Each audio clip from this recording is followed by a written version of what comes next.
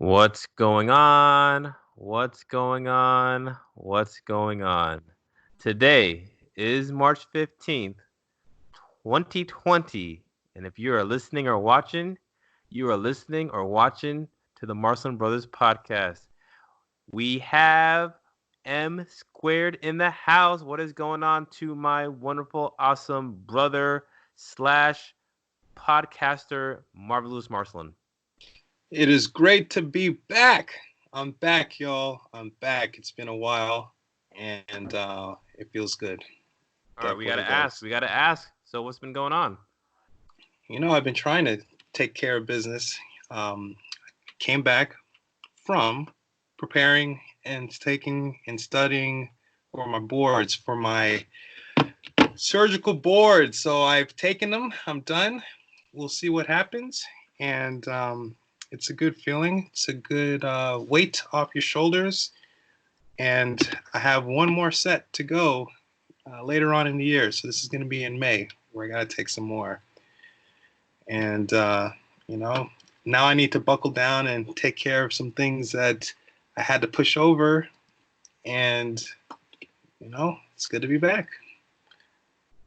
Well, ladies and gentlemen, as Marvin's been gone, I mean, he hasn't talked about one of the bigger things that he does and has done. And if you guys can take a look right now, if you are in your viewing on the YouTube channel, you can Looks a little see. blurred. I know. I'm trying to make a focus, but essentially, okay, that's a little better right there. So that is Marvin Lewis Marson right there.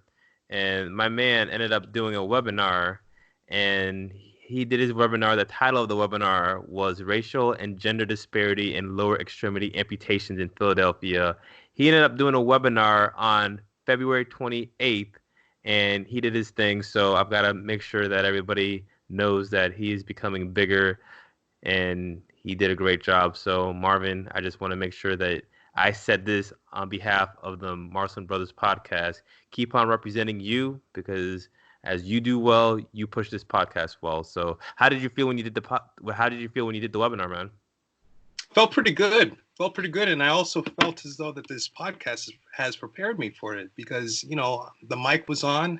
I had the audience for a good hour, and it was just me speaking, giving education, and just teaching and showing people things that I've seen, the trends that were going on. And it felt good just being able to bestow that information on others. And it seemed as though that the following was very receptive. People enjoyed what I had to say, and I'd like to do it again in the future. Oh, there you go, man. I'm glad that we were able to support you in that training. And again, that's all you. So congratulations. Keep up the good work. And I look forward to seeing more of these webinars from you, because you're just doing wonderful. So keep up the good work. So what's going on with me? Well, it is March. So March is Ooh, my wait, wait, birthday wait, wait. month. Yeah, I was Birthday about to month. say, it sounds like someone is getting close to a birthday. Let's Yes. go. Yes. So it is my birthday month, and generally on my birthday month, I try to celebrate for the whole month. But, with a lot of things going on in healthcare right now, and that's one of the things that we'll be talking about today, I need to make sure I'm able to do what I need to do to make sure that we take care of the people that we need to take care of. So generally, I like to do my birthday week off, and I like to take a vacation on my birthday week.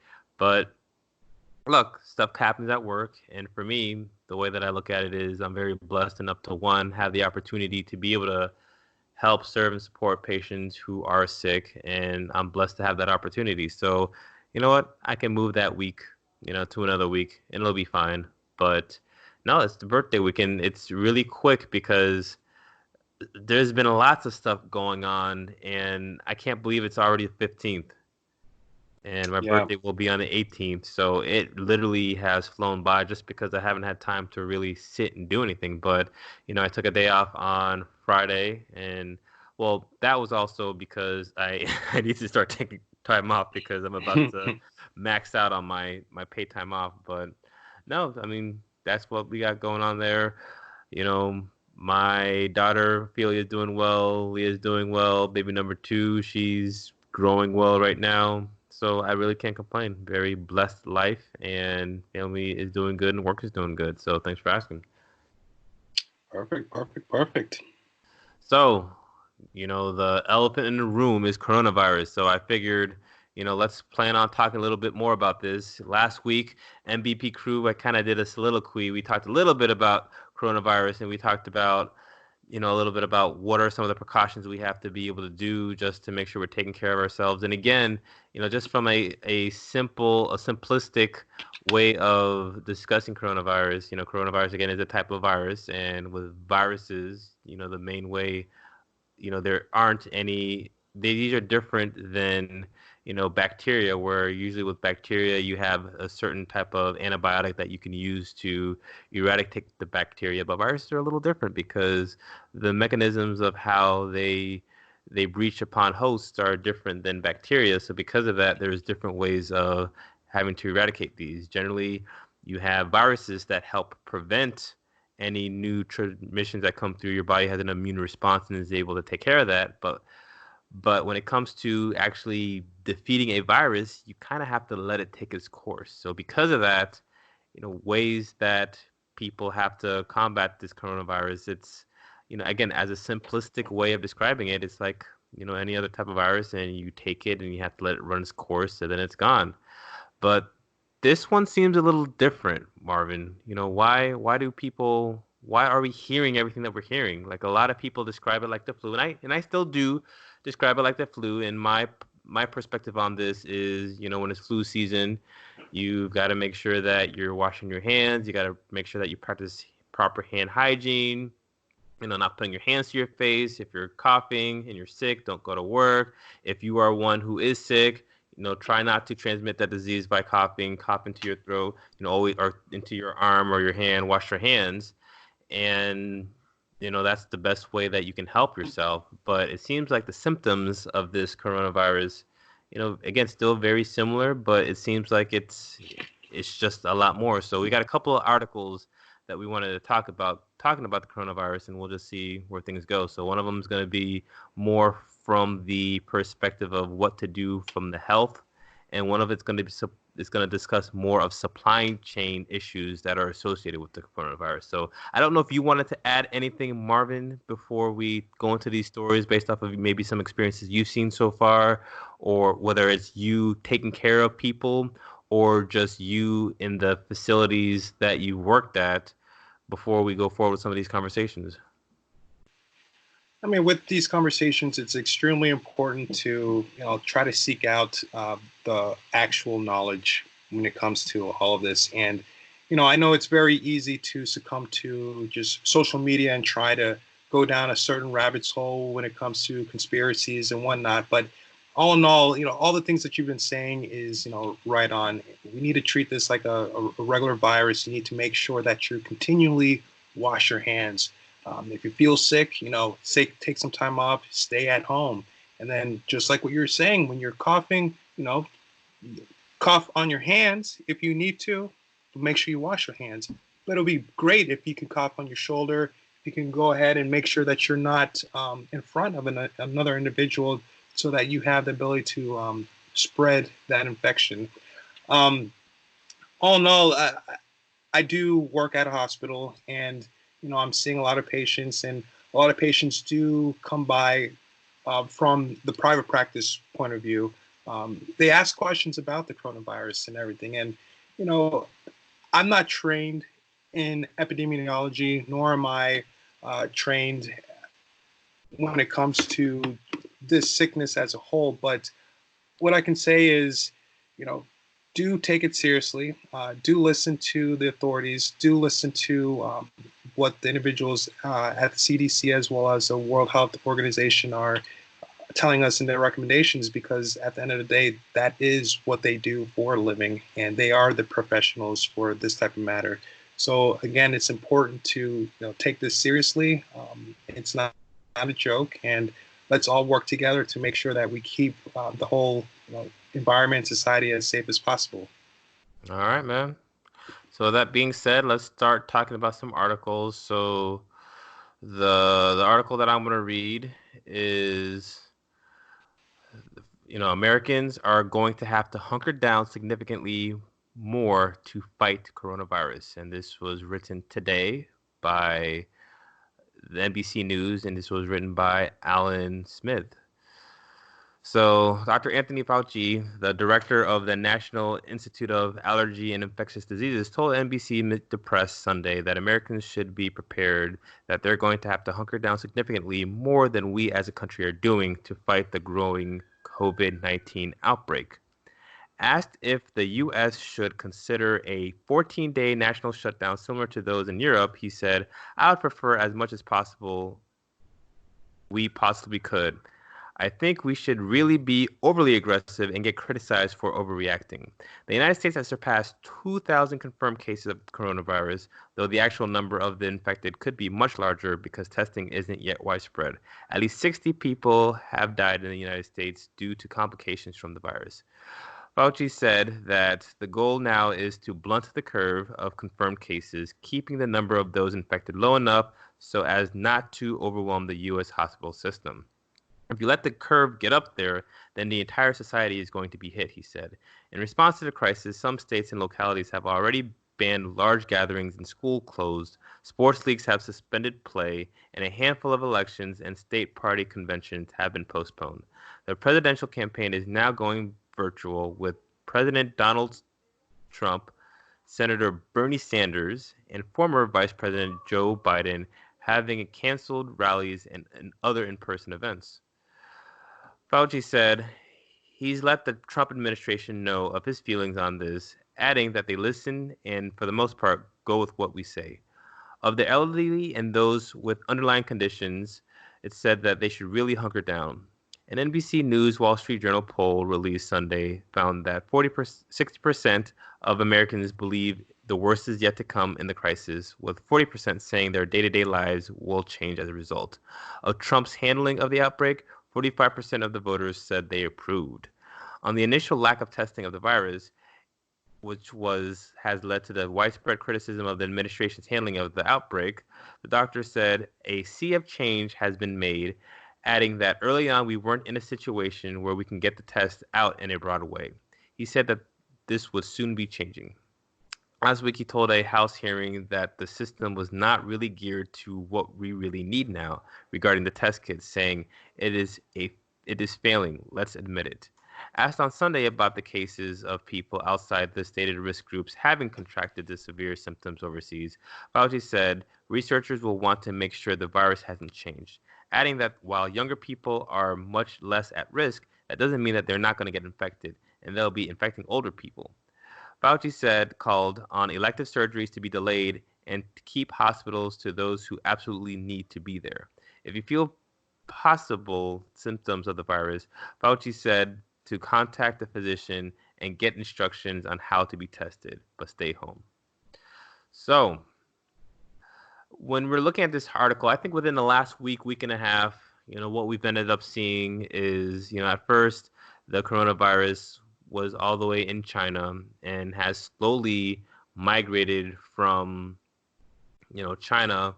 I feel like it's been going from there, it's been going west until it has eventually reached the Americas. And I think I saw somewhere earlier today, I think 49 out of the 50 states had confirmed cases of coronavirus.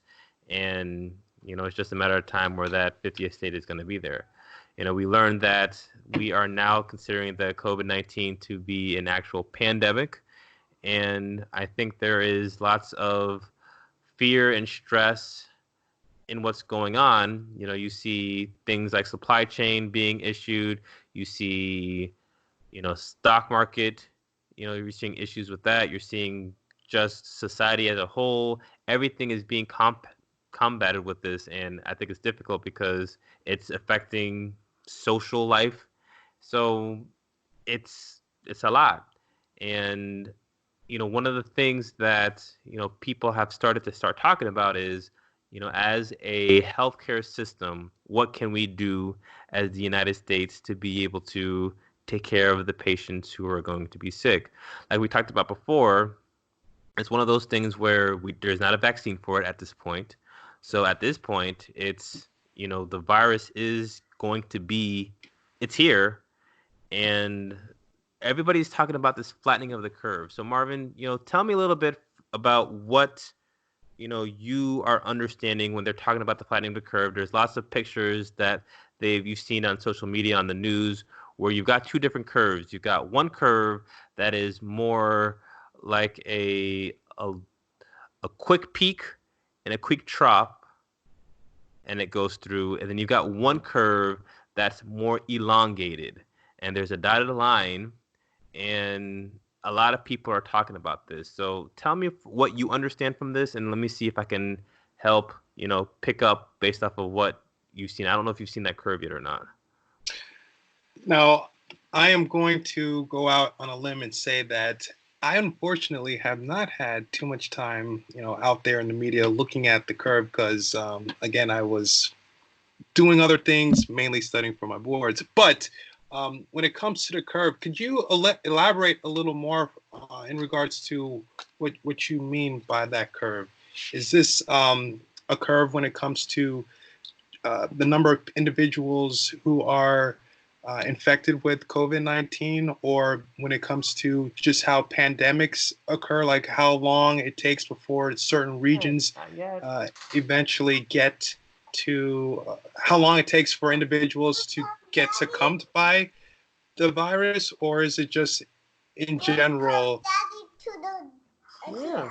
You want to come podcast? We're gonna podcast. No, I'm going to Auntie Ollie's house. Okay, you're gonna go to Auntie Alice's house? Okay. I'll see you soon.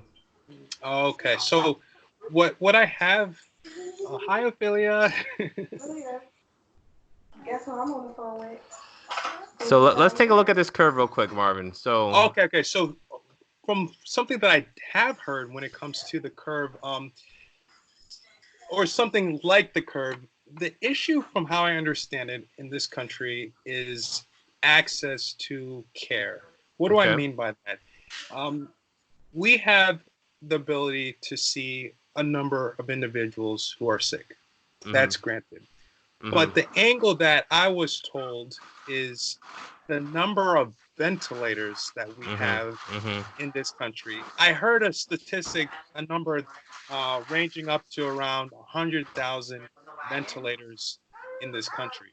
And the other issue that we're concerned about is if it comes to a point where people need to get ventilized in order to help them get better, if there's not enough of these machines, what happens?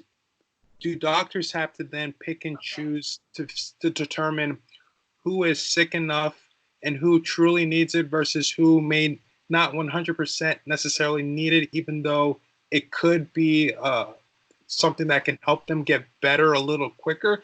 And so this is something that we kind of fear, and we don't want for this to be something that we have to run into. So the best way to prevent that is for individuals who feel that they are sick, they need to self-quarantine. And what self-quarantine essentially means is if you've been exposed to the virus, or if you think you've been exposed, you need to take a step back. You need to stay home. Right now, they're saying for at least 2 weeks. And with the self-quarantine, it's for individuals who don't know if they don't have COVID-19. It's not a matter of, oh, if you have been declared as having it, then you have to stay at home for 2 weeks. It's you're not sure if you have it or not. You've been exposed. It's best to just take a step back, stay at home for 2 weeks so that your body has the time to go through the process to determine whether or not you actually have it. And then during that time, you can try to get tested to get definitive results so that then you know specifically what you can do in order to get better. So when it comes to that curve, for me, the way I understood it was in regards to how many resources we have in this country as a whole from the hospital point of view, and how many people could potentially need to have to use it. And in order to break down those numbers such that we have enough facilities as well as equipment to take care of the individuals who actually need it, the best way to keep those numbers down would be to just prevent people from getting sick in the first place. And what we know right now is that self-quarantine, that staying home, and trying to wait so that this virus can pass on its own. Because again, viruses need living hosts in order to survive. But if you prevent the virus from spreading, then the virus will not be able to continue on. So, when you look at this curve, what's interesting is if you look, so the assumption that this curve is making is a couple of things. So one is that, no matter what curve you're on, the amount of people who are going to be sick are still going to be sick. The question is going to be, are you going to have is it you get sick, everybody gets sick at the same time, and then everybody's done, or is it going to be a gradual thing where the instead of everybody being sick in 2 weeks, you maybe stretch it out in a course of maybe a few months. And when you're looking at that, it's going to be the same amount of people who are going to have it, because once this virus is there, there's really going to be no way that the virus can't continue to spread unless there is some sort of vaccine that prevents it, because it's out there. And the only way that we would definitely be able to make sure that the virus doesn't spread is that nobody comes in contact with anybody for a extended amount of time. And once everybody who has been infected is not infected anymore, then the virus can't spread to anybody else because there's nowhere else that virus can spread to. But because of the way that we are in society, you have to have people who are doing things, because if you don't have anybody doing anything, then society stops. You need people who are working at a hospital to take care of patients. You need people to be able to make the products who are going to help the people who are working in the hospital. You need individuals to make the food for the people who are going to be working at the hospital to do this stuff. You need people to clean. You need everybody in society to do their share of things so that the world can continue to go through. So because of that, there's no way that we can have everybody not be at work at the same time. So if we're going by that premise of the same amount of people who are going to be infected are going to be infected, but we're trying to spread it out, that means more people have an opportunity to be treated for those who really need to be treated. So the question is, what is the treatment? Again, we talked about coronavirus is not a cure, but generally with viruses, the therapy for viruses when you're getting sick is supportive measures. So what is supportive measures? So a lot of it just depends on what is being manifested from the illness itself. So sometimes when people have the flu, you have a fever, or the coronavirus, you have fever, you have respiratory issues, you have difficulties maybe breathing. So these are the main things that you have. And depending on the person who gets the sickness and how strong their immune system is going to be what type of manifestations that you have. So with these ventilators, the reason why ventilators are such a hot topic is because if individuals are having respiratory issues and they're not able to breathe, if they're not able to breathe, they're not going to be able to oxygenate different areas of their body. And if you don't have those areas of your body oxygenated, then you're going to go into organ failure. And if you go into organ failure, then eventually you are going to die. So individuals who have respiratory dysfunction and can't breathe, they can't get that oxygenation. So that's where you have these respirators that help emulate the breathing function so that you can continue to have oxygen, and the oxygen will then go into your red blood cells, and that will help oxygenate all of the different major organs in your body, which will continue to allow you to be able to go on. So the question is, if you've got so many people who are being sick at the same time, then no, there's maybe close to 6,000 hospitals in the United States. And if every single person is being sick at the same time, we know that 6,000 hospitals can't get everything, because first off, you are already still in flu season. Two, you're still kind of in winter, so you already have more people who are in these hospitals. And now on top of that, you have an additional type of infection that is being spread. So you're having to build on top of the resources that are already scarce. So this whole flattening of the curve is, we still have the same amount of sickness, but let's space it out. so that everybody still has an opportunity to be able to get taken care of, but it's just going to be around for a lot longer. But at least for those who really are sick, they can be taken care of.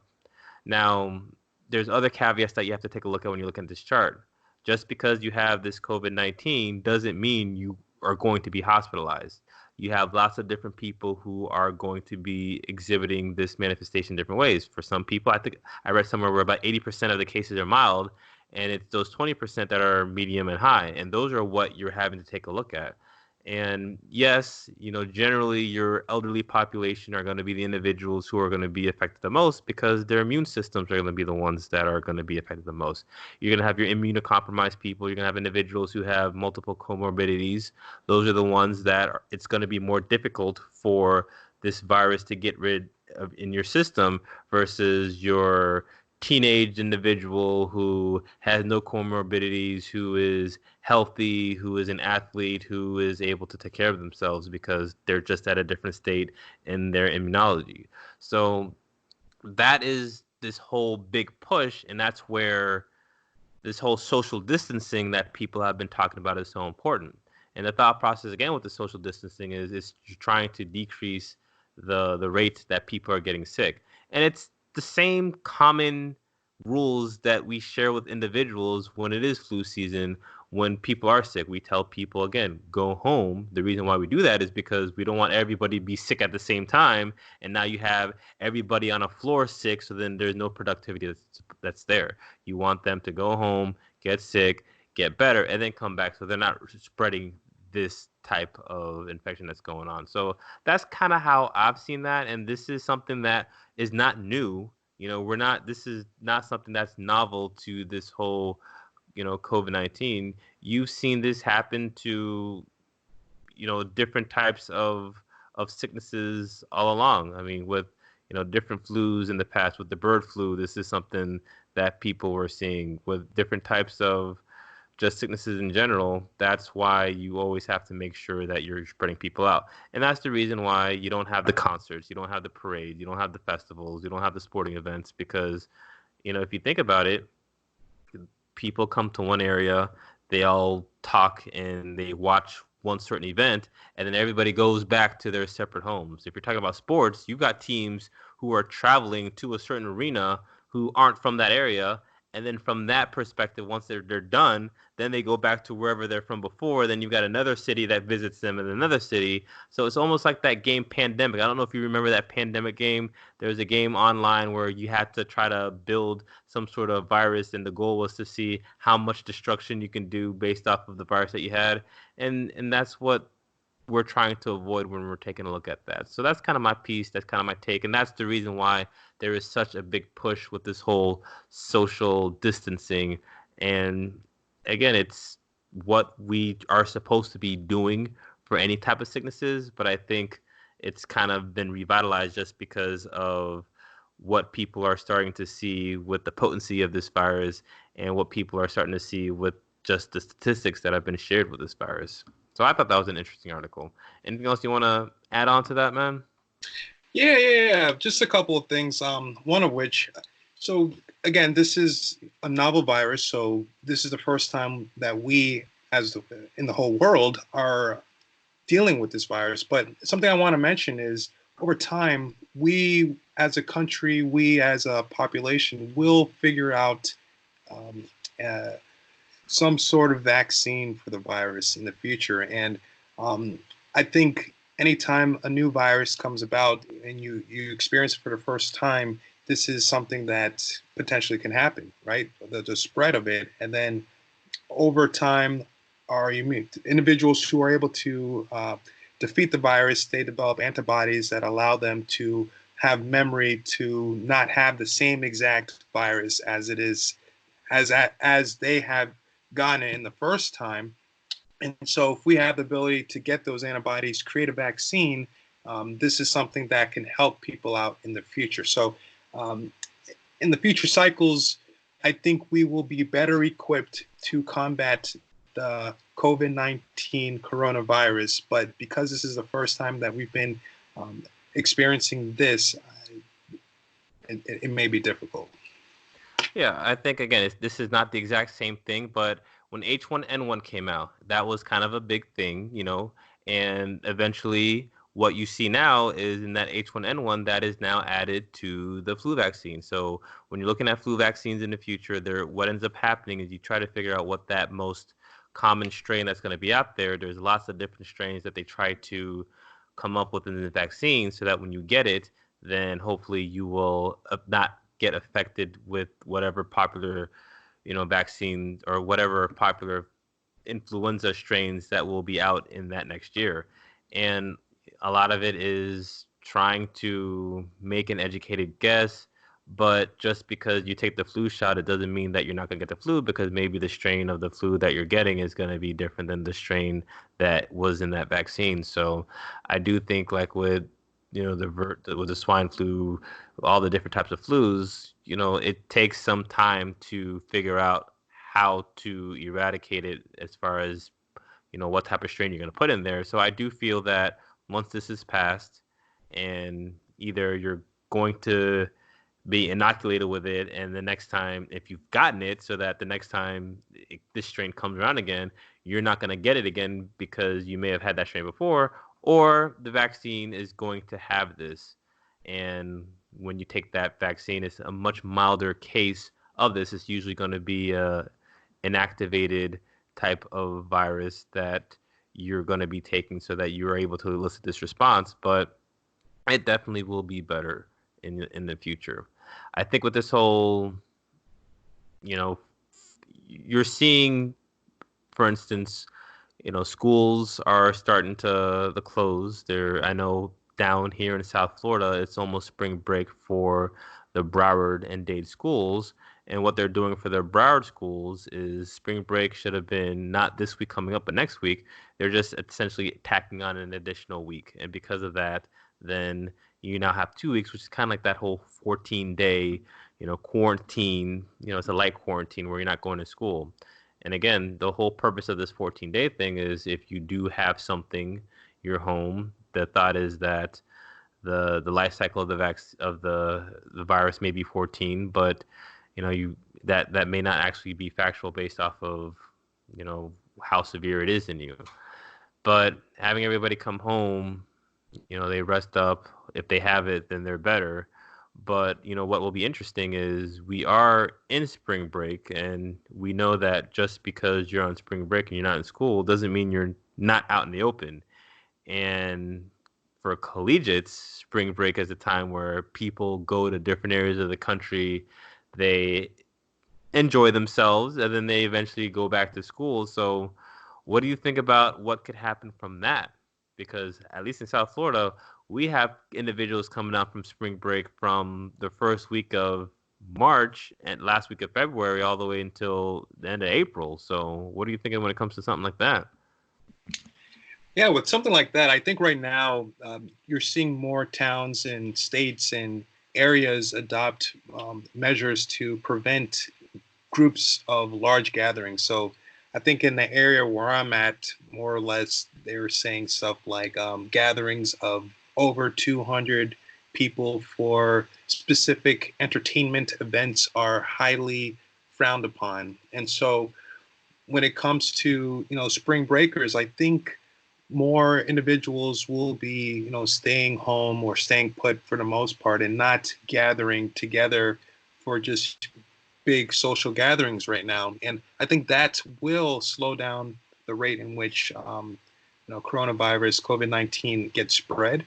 And I think that will, attribute to that curve. That's what you're talking about. Just slow down the progression. And I think people will adhere to that. At least that's what it looks like right now.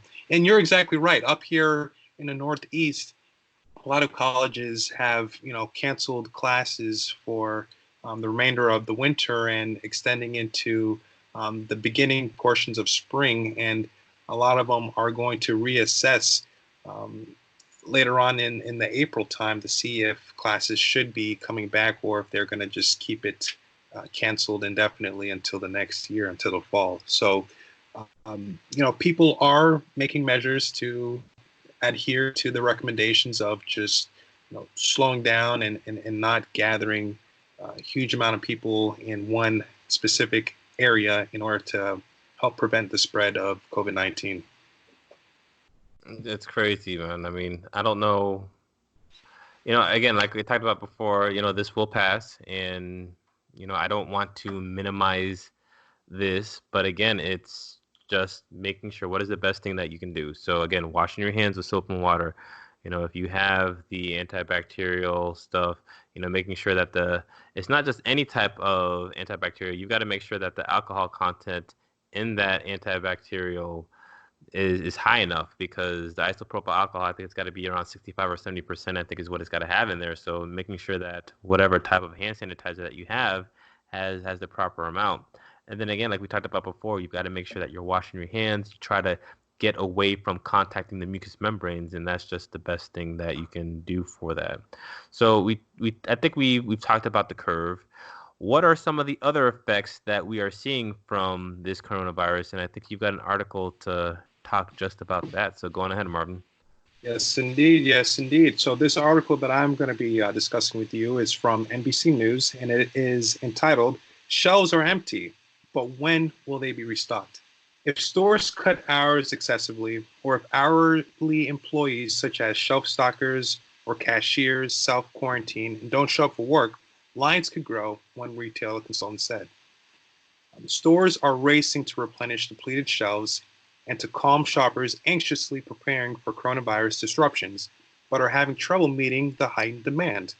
Hand sanitizer is going to be very difficult to have 100% on stock for some time, Walmart CEO said at a White House press conference on Friday. We're still replenishing it and shipping it, but as soon as it hits the stores, it's going. McMillan, who is the Walmart CEO, said a stressed supply chain was responsible for the racks of bare paper product, water, and cleaning supplies. All the retailers have been working hand in hand with the suppliers to bring that to the market as fast as we can, he said. Retailers are rerouting supplies to areas of the country that need it most. To prevent hoarding, they're applying or giving store managers power to set limits on the number of individual items a customer can buy in a single trip. As always, our focus is to have merchandise available for our members at low warehouse prices, a Costco spokesperson told NBC News. In a statement, Target said its team is working around the clock to make sure that the products you want are available when you need them. As demand for cleaning products, medicine, pantry stock items, and more remains high, we're sending more products to our stores as quickly as possible. Some sources said they'd be preparing for the possibility of this outbreak, leading to increased purchase behavior, and were poised to switch to additional supply options and modified operations. Mabry Jackson, Director of Public Affairs for Texas supermarket chain HEB, tweeted, the retailer, has been preparing for coronavirus for several months, and we are in a strong position to keep replenishing our shelves. Customers should not panic. We have the ability to restock shelves and encourage our customers to remain calm. The store also announced it was temporarily reducing its store hours at most locations. The pace of restocking and whether the supplies last long will depend on customer behavior and how much inventory each store's wholesaler or supplier has in the pipeline, retail grocery consultant Joe Walsh said.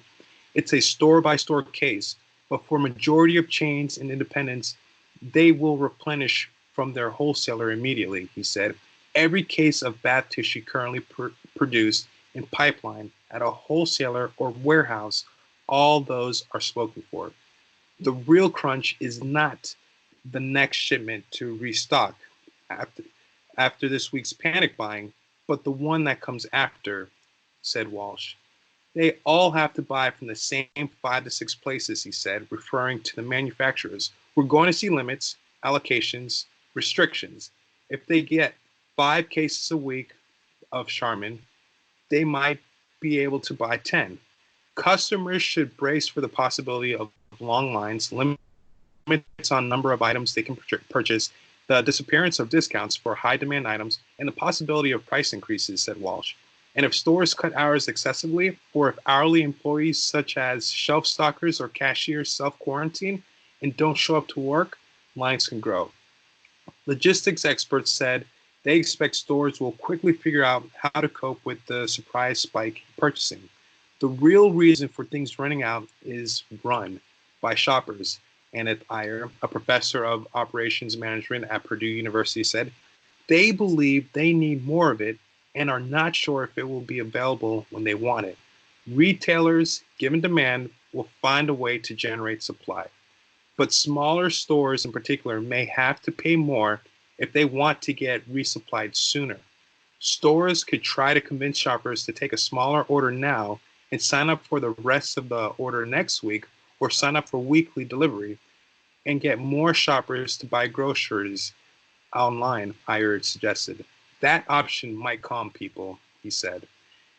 So, all in all, I think this article is just giving you a snapshot in time of what's going on right now. And they're kind of trying to explain to you the problems from operations side as far as why items in the store shelves are diminishing and they seem to not be restocking as quickly as individuals want. And so I feel like this article is it's interesting because it just shows that in any given time, everyone is involved. Everyone can be infected. So whether it's the workers who are working, and if they need to get self-quarantined, that may also pose a reason why the supply line is disrupted. But at the same time, it could be from the point of view of certain shoppers are buying excessively more than they actually need in fear. That could also affect the supply line as well. So it's there's no one individual person that you can point a finger at to describe and tell why this is happening, but it's collectively all of us. And so this is also another reason why having knowledge, education is very important, so that we all could get through, what's going on together. I think when we're looking at supply chain, the way that it works with supply chain is you will have companies who will forecast before the current year how much product they are going to be looking at making for a given amount of time. This information is usually based off of previous years' accounts. They look at the amount that they made, they look at what the supply, they look at the demand, how much was left over, and based off of this, they try to come up with a certain amount to be able to make for the next year. So what ends up happening is these are based off of quote unquote normal circumstances or conditions. And what ends up happening is when you do have things that disrupt the lifestyle of individuals, when you have cases such as hurricanes, national disasters, you have, I guess, epidemics and pandemics, these things are going to affect the supply chain because this wasn't accounted for initially. And it's very difficult to all of a sudden ramp up or down items because all this information is based off of resources that you have. You have to, if you have 10 employees and you're able to make 100 stuff, if you have those same 10 employees, you can't all of a sudden make 1,000 stuff because usually there's these calculations of how much things you can make at one point. So what ends up happening with things like this is you have a panic, which is some sort of stimulus, and this panic then causes other people to panic because at the same time, what is your normal pattern when it comes to going and purchasing stuff? Like for me, for instance, I usually go to the store once a week. It's usually on Saturday. I have my stuff that I always buy. And if everybody has that normal routine, then we're fine.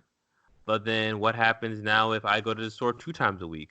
Or other people go to the store 2 times a week? Or you have a big epidemic and everybody goes to the store at the same time?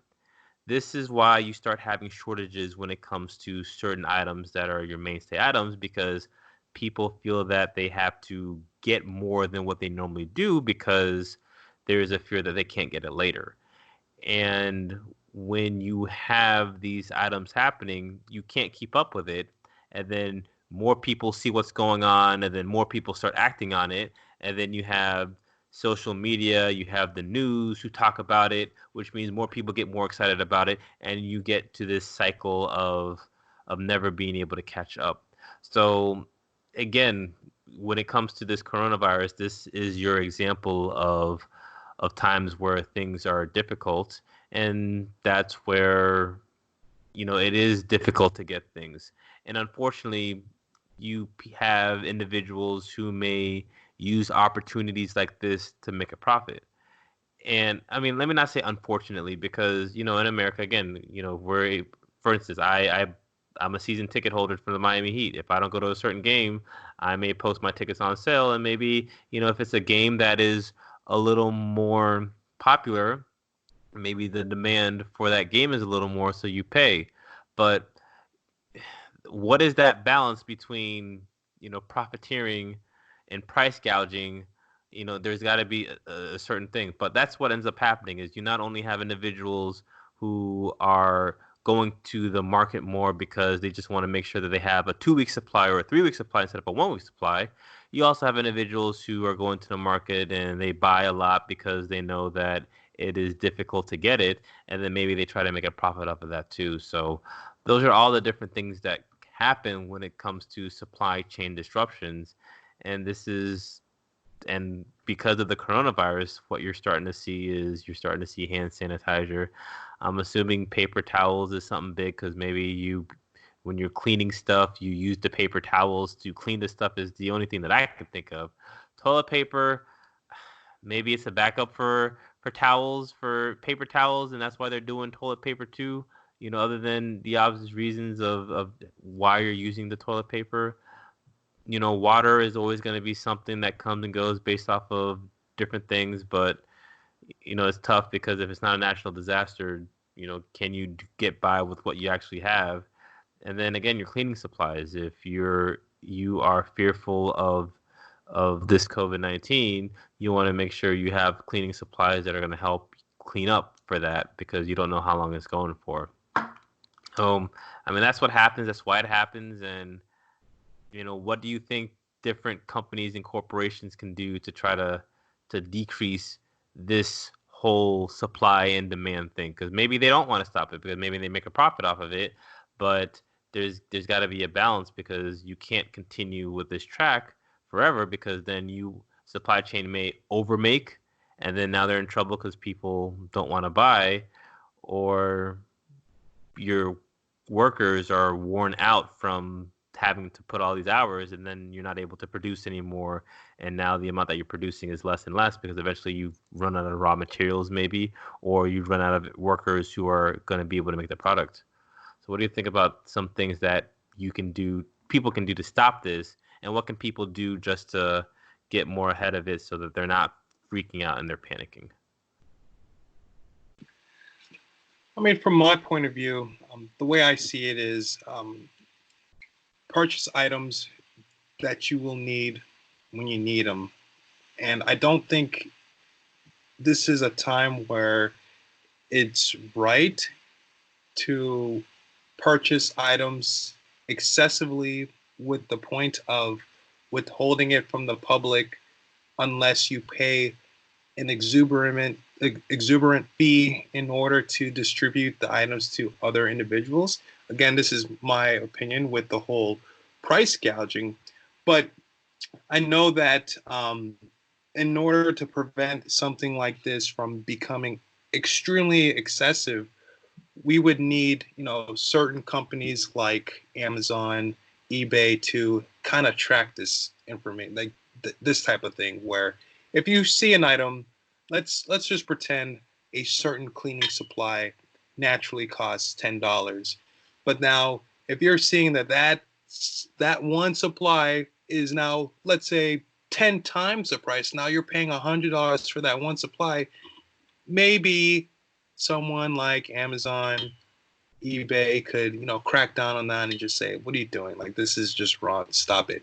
And kind of prevent them from being able to, sell those items at that excessively ridiculous price. But like you said, you know, this type of thing will happen. We are a capitalist society. Not saying that's right or wrong, but I think in this particular time, if we all work together as a community to prevent things like that from happening, this will help us out in the long run. So that's my personal opinion. Will this specifically happen? I don't know. Hopefully, we do have safeguards to prevent this, and hopefully, some of the safeguards from the governmental point side is happening. I think the government does prevent something like this happening to an extreme aspect within specific retailers, right? Talking like um, your Walmarts or specific grocery store chains, etc. I think they're not able to do that. But when you're going down to the individual um, person who is, creating their own little business and selling things on the side, I think that's harder to stop. So hopefully, the bigger organizations like the Amazons and the eBays that have individuals under their umbrella, they could kind of prevent this, because right now, by price gouging, you are actively slowing down the ability for the society as a whole to get better. Because in the end, it's better if your counterparts are all washing their hands, right? But if you're holding on to all of the supplies to clean up and only clean yourself, you are effectively hurting yourself, because everyone else who actually will need it won't be able to clean themselves, and they are the ones who would eventually infect you. So it would be in your best interest to allow other people to have access to these products to help keep themselves healthy, so that you, in the end, will become healthy. So that's the way I see it, big picture point of view. Yeah, I don't think you can say it better than that. I know that, at least in Florida, and I'm sure in other places, there are different hotlines that you can call when you're reporting price gouging. So I know there's one number that's 866 no scam. That's a number that you can call if you want to report price gouging in the state of Florida. And also, a lot of times, lots of people have, Instagram handles or Twitter handles, and a lot of times you can report these individuals based off of what type of place that they're trying to sell these things. So if you want to talk to Amazon, you want to talk to eBay, you can pretty much do like an at eBay or at Amazon and try to report this person, because they've got people behind the scenes who are there to be able to help that. And I think one thing that suppliers can do is maybe do a limit as far as how much can you purchase in one setting. I know a lot of times when you look at coupons, for instance, when you're trying to get rid of stuff from the shelves, you'll see this little stipulation in fine print. Hey, you can only limit one per household, or you know you can max buy these amount. Like if you're going to Publix and you're trying to do a buy one get one, there's usually something like this too, because they want to make sure that people who want to purchase any item can, but you also don't want to make sure that the people who want to get it but they don't have an opportunity to because everything is sold out. So those are some of the different things that I think we can do as a society to make sure that people don't get too aggressive when it comes to some of these shortages that come up. Because like you said it perfectly. You in trying to profiteer end up hurting yourself, because you're going to be infected by somebody who couldn't disinfect because you have everything. And there are also some other stories where this is happening with Amazon, where they are starting to look at anybody who's trying to sell things, and they are issuing warnings or removing their products to be able to be sold from their platforms. So now it's almost like the last aha moment, because now you've got individuals who bought all these things, and now the amount that they can make is maybe a certain dollar amount that is more than what they purchased it for, and maybe they bought all this at a certain amount, and now they're not going to be able to make their money back because there's a limit as to how much they can purchase it for. So I thought that was interesting. So man, this was our coronavirus podcast episode. So we went over a lot of information, Marvin. So before we do our last takes, why don't you tell our fans how they can get at us if they like this information or they want to give us opportunities and recommendations of other things to talk about, Marvin? What are some different ways that America can get a hold of the Marcelin Brothers podcast? Well, of course, you can always tune in to our Marcelin Brothers podcast episodes. You can get us, from iTunes, Stitcher, SoundCloud, wherever you get your podcast as well. You can always email us too at MarcelinBrothers@gmail.com. Yeah, man. And please do us a favor. Take some time to give us a like. Also, give us 5 stars if you want, and give us a good feedback. And if there's any topics that you'd like for us to talk about, please email us as well. We'd be happy to discuss it online or on air. All right, my man, that's a good recap. All right, so let's talk a little bit about our story. So my story was talking about, this famous curve and things that we can do to try to decrease the risk of this virus and what we have to do to hunker down before we fight, before things get worse. And again, we're at the phase now, we're almost at the hyperaccumulation phase where you have the virus. It is now in America. You start seeing how it's able to be spread and how it's spread quickly. You've got your first cases, I think, in Washington State, I think is what I remember seeing, and now you've got all these different places all over the country who are getting it. So that's your hyperaccumulation phase because now everybody's getting it, and now we're starting to get more and more people doing it. And I think what will end up happening is with, the director of the National Institute of Allergy and Infectious Diseases, Dr. Anthony Fauci, he has done, a great job in educating America. Hey, this is not something light. Yes, it is a virus. Yes, it is, flu-like, but, in order to avoid these outbreaks, we have to do something to be able to contain it. And in order to do that, things that we can take a look at doing are going to be your proper hand hygiene and your proper precautions. You got to make sure that you do your social distancing so it decreases the risk of you getting it.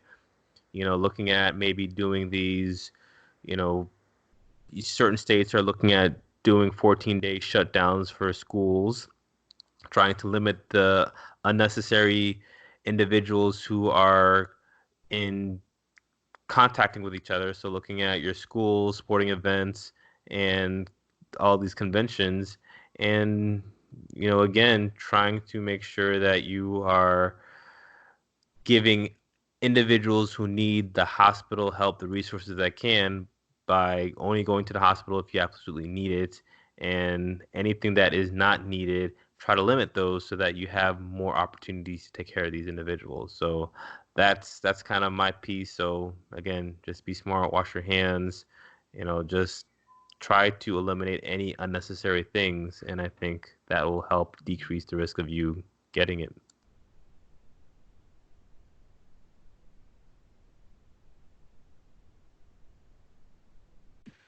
So when it comes to my big picture in regards to my article, we have to understand that this is a supply and demand type of issue right now. And that's why if you go to the stores, you might not see specific items that you're looking for.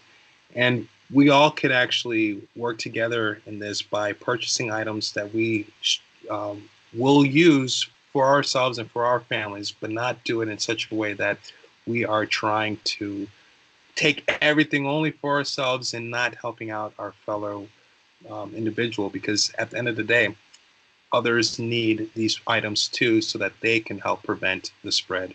And if we all work together, we can get this thing under control. All right, my man. It's almost been an hour, and I know we were doing some pre-show work for about an hour, so it's been a couple hours. I got to get back to the rest of my weekend. We're doing some more family time. We're doing a water day, so we're going to be, Philly's going down the street to the cousins, and we're going to be playing slip and slide, eating some food. So I am going to let you get out of here so that I can start my birthday week celebration. There you go. Happy birthday again. Have fun. And until next time. All right. So Marcel Brothers podcast. Thank you again for listening. Like he said, we're getting out of here. Until next time, guys. Take it easy. Be safe. Wash your hands. Later.